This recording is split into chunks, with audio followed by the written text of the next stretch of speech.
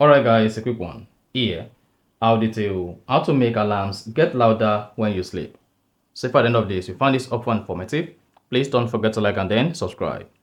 Now the first thing you want to do is go ahead and open the settings app on your iPhone. On the settings, scroll down, locate and click on Face ID and passcode. Then type in your iPhone passcode. On the Face ID and passcode page, scroll down, locate attention aware feature and then turn this off. Now, iPhone will check for attention before dimming the display, expanding notification when locked, or lowering the volume of some alerts. So if you turn on attention aware feature, the moment you touch your iPhone when it rings, your iPhone is going to sense and then reduce the sound of the alarm. So if you don't want your iPhone to reduce the sound of your alarm, just go ahead and turn off attention aware feature. This is going to make your iPhone alarm louder. So that's exactly how to make alarm get louder when you sleep on iPhone.